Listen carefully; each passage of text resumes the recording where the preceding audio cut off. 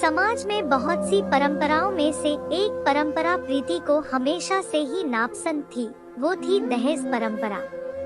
प्रीति बहुत ही संस्कारी और छोटे बड़े सबका आदर करने वाली लड़की थी, लेकिन दहेज परंपरा के कारण वो कितना भी प्रयास कर ले ससुराल वालों का आदर नहीं कर पाती थी। प्रीति एक सीधी साधी लड़की थी, थोड़ी सी डरपोक, खबरी स्वभाव की थी। आजकल की लड़कियों से बिल्कुल अलग थी। उसका मानना था कि किसी पर भी अन्याय नहीं होना चाहिए और नहीं सहना चाहिए।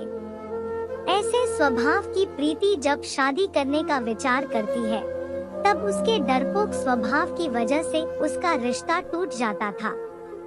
एक लड़का जो उसके घर के लोगों को पसंद आता है, लड़के की तरफ से भी प्रीति को पसंद कर लिया जाता है। लड़के को तनख्वाह बहुत कम होती है, लेकिन लड़के के घर के लोगों की अच्छी परिस्थिति होती है।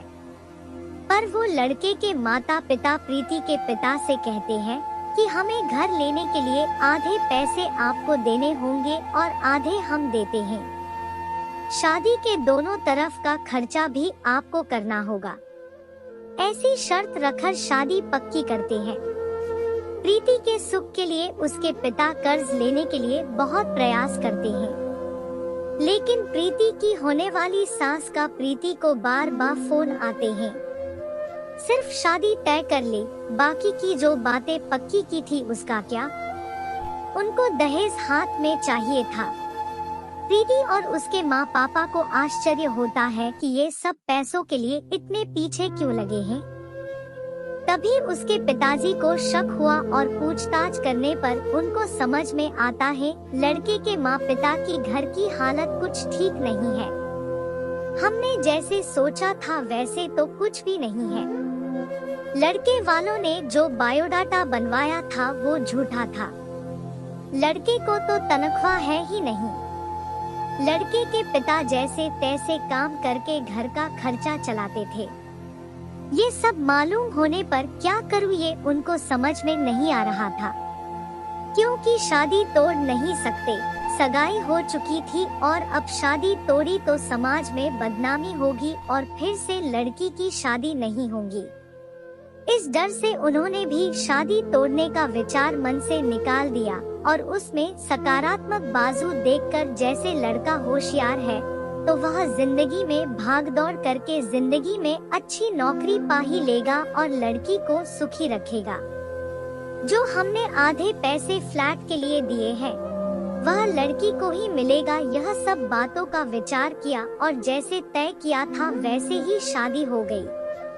प्रीति के पिता ने दोनों तरफ शादी का खर्च भी उठाया और लड़के के पिता को दहेज की रकम भी दी।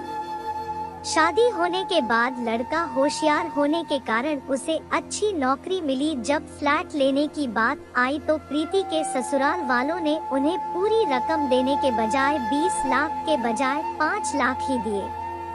खुद के पास से तो दूर उसके पिता ने दिए हुए पूरे पैसे भी उन्हें दिए नहीं और घर आने तक प्रीति के पिताजी ने दिए हुए पैसों का ब्याज भी खुद के पास रखा।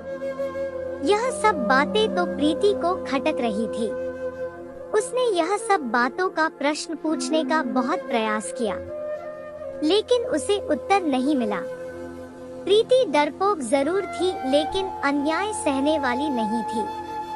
उसने हर समय सवाल और जवाब का हिसाब मिलने की अपेक्षा न होने के कारण उसे ससुराल वालों के लिए जरा सा भी आदर उसके मन में नहीं था। जैसे जैसे समय बिता वैसे वैसे उसने अपने ससुराल वालों से संबंध तोड़ दिए। वह घर आते तब वो उनसे अच्छे से बर्ताव करती थी, लेकिन कभी भी मन से उनका कुछ भी काम नहीं करती थी। और वह जब गांव में रहते थे तब कुछ भी होता था तो वह पूछना तक जरूरी नहीं समझती थी। पर उसके ससुराल वालों को इसका कोई फर्क नहीं पड़ता था। जैसे जैसे समय बीतता गया वैसे उनमें बातचीत और अपनापन रहा ही नहीं। रिश्तों में दूरियां आने लगी। सच में दहेज के कारण रिश्ते टूटते हैं तो दहेज लेना कहाँ तक सही है। हालात तुम्हारे खराब है, इसलिए लड़की वालों से पैसे लेना कहाँ तक अच्छी बात है। लड़की के माँ बाप भी उसे सिखाते हैं, बड़ा करते हैं और लड़की दूसरों के घर जाकर उनके घर के लिए जिंदगी भर मेहनत करती है। उसके माँ बाप की उससे कोई भी अपेक्षा नहीं होती। ऐसे सभी विचार प्रीति के मन में हमेशा घर कर जाते थे। वीडियो अच्छा लगे तो लाइक, कमेंट और सब्सक्राइब करें।